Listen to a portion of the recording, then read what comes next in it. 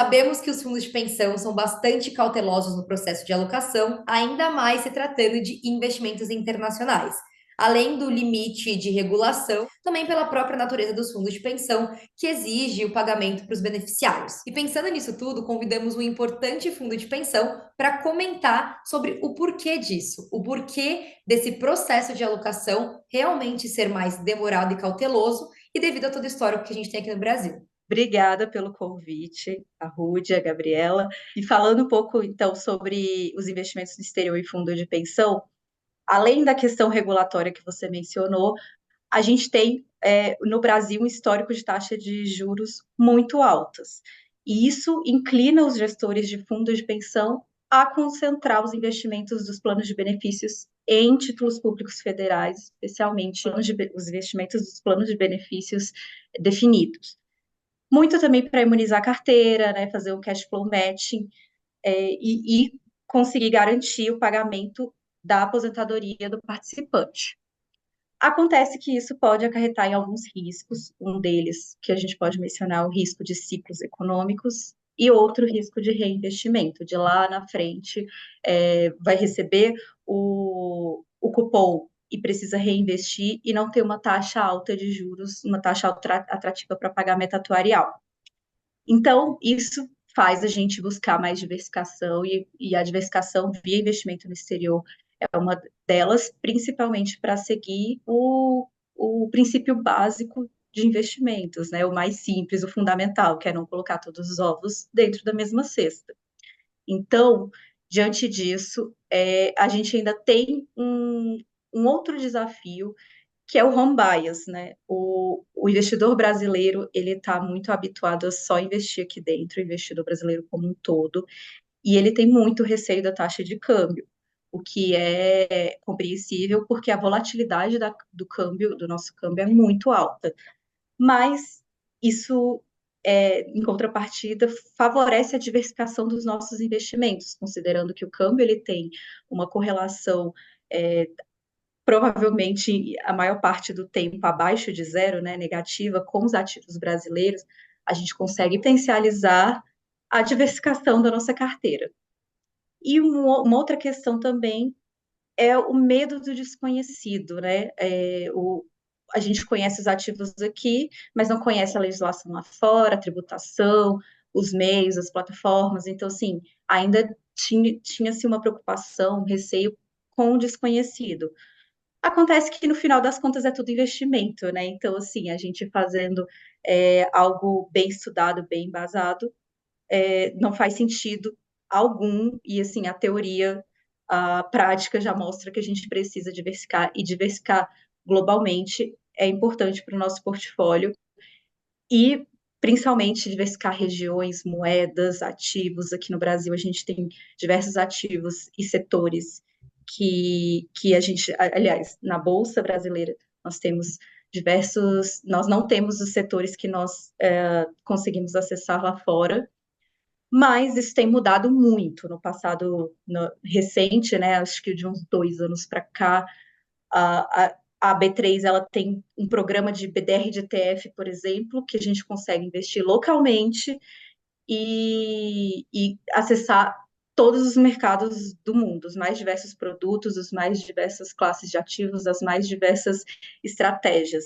Então, assim, isso está ficando, a informação está cada vez mais presente, as plataformas elas estão mais próximas e ainda a exemplo do BDR de ETF que eu trouxe, ele pela Previc, né, pela resolução CMN 4994, ele nem entra na cota, digamos assim, né, no limite para investimentos no exterior. Então, assim, é mais uma possibilidade da gente ter exposição no exterior, ter diversificação e não se preocupar com essa limitação dos 10%. Pensando em tudo isso que você comentou com a gente agora, fala um pouquinho sobre como é o processo efetivamente de seleção das gestoras aí dentro. Sobre a questão de seleção de gestores, de construção de mandato, a gente optou por estudar muito bem, fundamentar o que a gente queria. A gente quer diversificação em equity global, a gente quer diversificação em REITs, que são os fundos imobiliários no exterior, E a gente percebeu que a gente queria diversificar o máximo que a gente pudesse, da forma mais conservadora possível. E por isso que é importante a gente selecionar bons gestores que vão trazer essa expertise para o nosso portfólio. O processo em si, ele é demorado por diversos fatores. A gente buscou as melhores práticas, a gente estudou a fundo a legislação lá fora, a gente precisou de diversas interações com o mercado e de diversas interações com os órgãos colegiados que, né, tomam as decisões aqui para ganhar essa robustez.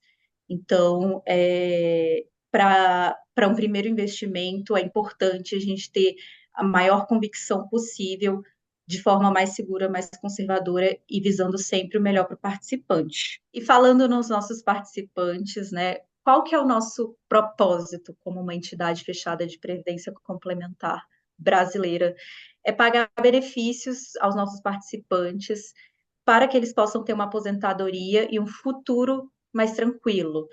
Então, o nosso dever fiduciário é fazer uma gestão de ativos diligente, tomar decisões no presente e, baseado nas políticas de investimento, a gente consegue assegurar essa tranquilidade, minimizar riscos para que ele tenha uma aposentadoria bem mais tranquila. Entrando na questão do processo de seleção também voltado para fundo de pensão, processo de seleção de gestores de investimentos no exterior, a gente gosta muito do formato solução, que é quando o gestor ele tem uma flexibilidade para tomar decisões em qual classe de ativos alocar. Uma mais conservadora que a gente vê hoje é via ETFs e via fundos de investimento. Então, a gente monta um portfólio para comprar esses ativos e o gestor, com base nisso, determinadas limitações, com determinados objetivos, ele consegue avaliar a expectativa de mercado, o que ele está vendo de ciclo econômico, fazer rebalanceamentos na carteira e, a depender do cenário atual, ele vai alocar os ativos em menor risco ou maior risco. E aí assegurar o mandato que lhe foi concedido.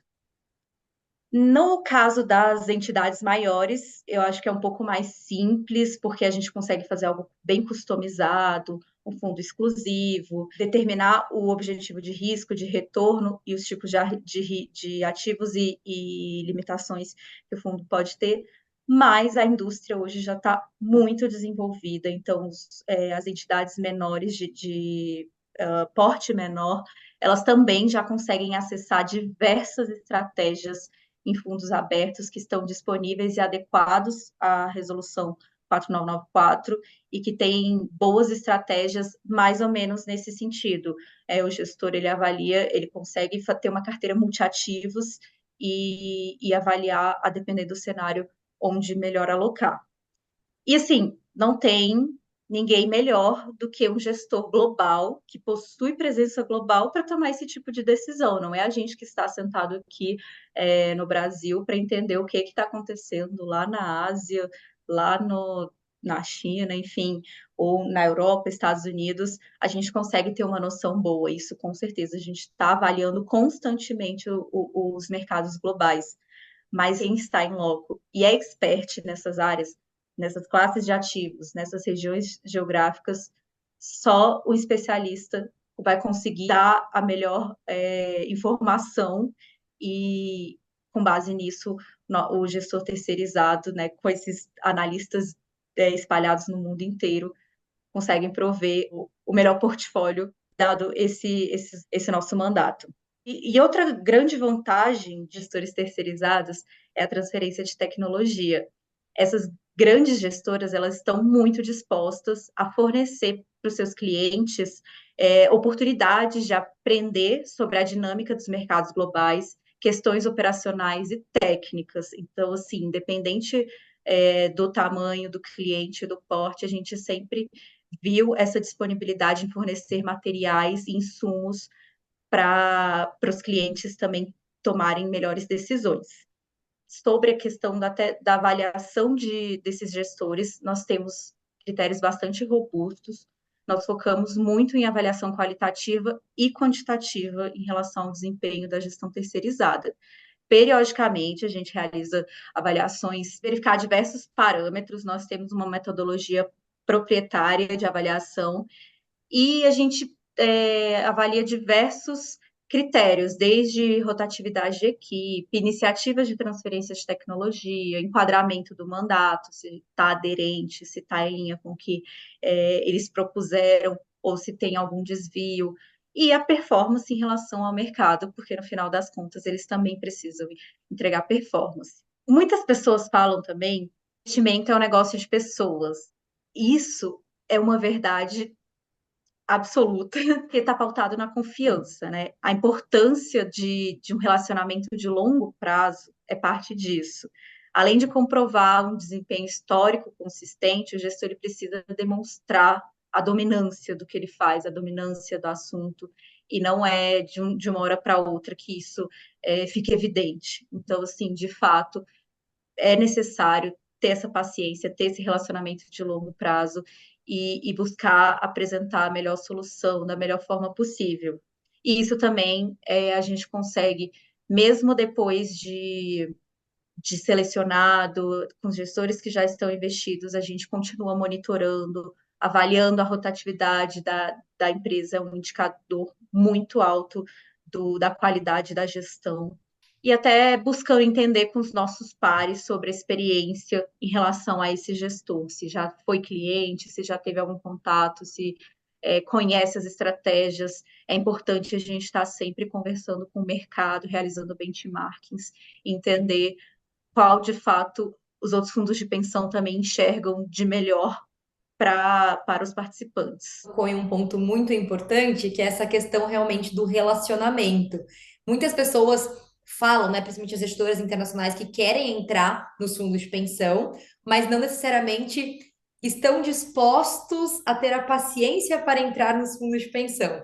Então, o que que você enxerga como sendo o maior erro das gestoras ao vender produtos internacionais para os fundos de pensão? Que tem dois erros, na verdade, que são muito importantes. E um deles é a gestora ela não buscar entender previamente quais são as demandas e as necessidades da entidade que ela está buscando, né? Que ela está ofertando o seu produto. Verificar o porte, se já tem ou não essa estratégia aprovada, se onde ela está baseada. Essas características elas são sutis, mas elas são muito relevantes na hora de realizar uma abordagem. E assim, o mais importante de todos é ofertar produtos que não estão adequados a 4994. A resolução CMN número 4994 é onde dita todas as diretrizes e normas e limites e tudo relacionado à alocação dos planos de benefícios dos fundos de pensão brasileiros. Então, ela precisa entender o que pode fazer e o que pode não fazer, e o regulamento do fundo precisa explicitar que ele está aderente a 4994. A gente já teve algumas gestoras que nos procuraram, nos abordaram para ofertar produto, e o produto não estava adequado. Então, assim, para mim, esse é o maior erro. E quando a gestora busca saber, entender o que ela pode fazer para adequar, porque tem muitas gestoras também que ainda são novas, estão buscando novos clientes e não tem muita clareza de que forma que eles podem adequar. É uma forma, mas muitas gestoras elas já vão vendendo o produto sem ele estar aderente ao público-alvo. Então, assim, já ter um conhecimento prévio sobre a identidade da qual ela está se referindo e ter os produtos adequados para esse público-alvo é fundamental. Acho que muito interessante esse ponto que você comentou. Inclusive, estava conversando com o pessoal da Inside Pensions, que eles têm um sistema para fundos de pensão que é completíssimo. E eu fiquei realmente impressionada, Sim, porque eu comecei a ver alguns fundos de pensão e realmente alguns não tão óbvios, com uma grande alocação, por exemplo, internacional, e outros em classes de ativos diferentes, mas que você consegue ver no detalhe isso. Porque é justamente você conseguir entender Sim, se ele já está, por exemplo, próximo aos 10%, se realmente tem espaço para uma nova alocação. Então, é muito importante a gente também ter ferramentas, né? A gente está também fazendo uma parceria com a Morningstar nessa série, que eles fazem são uhum, provedores de dados internacionais, mas para esse lado também da Inside Pensions é uma dica para quem também está buscando essa questão para alocação nos fundos de pensão, conseguir entender mais no detalhe a individualidade de cada fundação, né? feito, e até dos planos de benefício de cada fundação, né? A gente precisa saber se o plano de benefício, todos os planos têm apetite ou não. Às vezes eles olham só para o tamanho do patrimônio da fundação e para o quanto que ela tem de alocação. Mas, na verdade, essa limitação dos 10% é por plano de benefício. Então, às vezes tem um plano de benefício que ele não tem apetite para exterior e realmente não tem como fazer. A gente precisa seguir as políticas de investimento de cada plano de benefício, que a macroalocação traz. Então, é importante também entender isso. Não é só os 10% do patrimônio da entidade, mas é os 10% de cada plano de benefício. Exatamente. E outra coisa, até para finalizar, a gente tem visto muito crescimento dos planos famílias, né? Que realmente também Sim, é uma nova entrada para conseguir ter um pouco mais de diversificação, ainda dentro do conservadorismo que pede o fundo de sim, pensão. com certeza. Bom, Ana, muito obrigada pela participação. Espero que tenha ficado claro para quem está nos assistindo como é o processo de uma alocação eficiente voltado para fundos de pensão. Oi, pessoal. Então, pegando o gancho aqui da Ana, né, que falou muito bem falado que no final investimento é investimento, né? A ideia é que a gente mostre como fazer essa busca de gestores e fundos, usando o sistema da Morningstar como exemplo. Eu vou compartilhar aqui a minha tela. Morningstar é uma empresa de dados de fundos, ETFs e ações. São dados e análises. Então, existem categorias e metodologias proprietárias para a gente conseguir fazer análises qualitativas, quantitativas e de sustentabilidade. Eu vou pegar um fundo aleatório aqui da Vanguard. A gente consegue fazer buscas pelas maiores gestoras do mundo, os maiores fundos do mundo, considerando metodologias da Morningstar ou não. Existem várias formas de chegar nos investimentos. Nesse relatório que eu estou mostrando, a gente tem um fundo da Vanguard. A primeira coisa que a Morningstar faz é categorizar fundos, ETFs e ações para a gente comparar comparáveis. Então, a Morningstar entende que economias e regulações são relevantes na hora de comparar comparáveis. Então, existem categorias por região. Eu tenho um grupo de categorias Estados Unidos, um grupo de categorias Europa, um grupo de categorias Brasil, Canadá e por aí vai. Nesse exemplo, esse fundo é US Funds Large Blend. Então, dada essa categoria para esse fundo, e as categorias são baseadas no que os fundos estão comprando, de acordo com o portfólio dos fundos, dadas as categorias, a gente aplica metodologias, qualitativa, quantitativa e de sustentabilidade. As estrelas são a metodologia quantitativa, a gente olha para trás, risco-retorno. As medalhas são a metodologia qualitativa, é um analista da Morningstar que vai no fundo e faz uma série de questionamentos. E os globos são ISD. Então, aqui você já tem alguns dados do fundo, preço do fundo, cota do fundo, alguns dados aqui de sustentabilidade aqui para cima. Veja aqui na análise da Morningstar. Então, você tem todo um overview como que esse fundo funciona.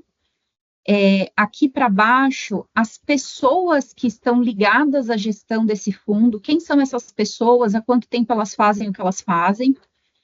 No parent, são as empresas coligadas ao grupo como um todo. Então, é bem no detalhe mesmo, qualitativo, do que está acontecendo. Aqui para baixo, a gente tem mais alguns dados de performance e preço do fundo. Os dados de sustentabilidade. Então, é realmente uma avaliação qualitativa independente que a gente faz para cobrir fundos, ETFs e ações. Aqui para baixo, a gente já tem números, dados de performance, sempre um index e o retorno da categoria. como benchmarks para comparar com o fundo. Aqui embaixo a gente sabe qual é a categoria e qual é o índice que está sendo usado. Dados de retorno, mais dados de sustentabilidade, dados de risco, são 107 medidas de risco e retorno que a gente consegue calcular, preço do fundo e portfólio. Uma vez que a gente tem os dados do portfólio do fundo, a gente faz explosão de várias formas. Então, nesse primeiro gráfico, a gente consegue ver Asset Allocation, Stock Bond Cash. Aqui a gente consegue ver o Style Box da Morningstar. Então, como é um fundo de ações, ele vai estar entre Small, Mid, Large, Value or Growth. Hoje a alocação atual dele está aqui num Growth com Large. Se fosse renda fixa, estaria qualidade de crédito e duração dos papéis. Aqui para baixo, Factor Profile, está todo mundo olhando bastante o perfil das ações, e aqui a gente consegue ver como ele está hoje e como ele estava no passado. Então, dá para entender mais ou menos a cabeça do gestor. Nesse caso, ele saiu de uma liquidez baixa e foi para uma liquidez alta dentro do portfólio. Aqui ele saiu de uma qualidade baixa, foi para uma qualidade alta. A sombra é o histórico de 5 anos e o azul escuro é o atual. Exposição que a gente já está mais acostumado, cíclico, sensitive, defensive, subsectors. Holdings é o que ele compra, definitivamente. As pessoas, eu tenho aqui um histórico das pessoas, quais são os outros fundos que eles fazem gestão, estratégia do fundo, outros fundos e outros fundos da Vanguard com estrelas, medalhas e globos. Então, como a Ana falou, a ideia é que o provedor de dados ofereça uma base de dados correta e atualizada, e não somente dado, mas o que fazer com o dado. Então, primeiro de tudo, comparar comparáveis. Feito isso, metodologias. E as metodologias são muito bem explicadas, a gente tem definição para tudo. Então, é dessa forma que a gente consegue ajudar aqui no Brasil os investidores fazerem as alocações fora do Brasil.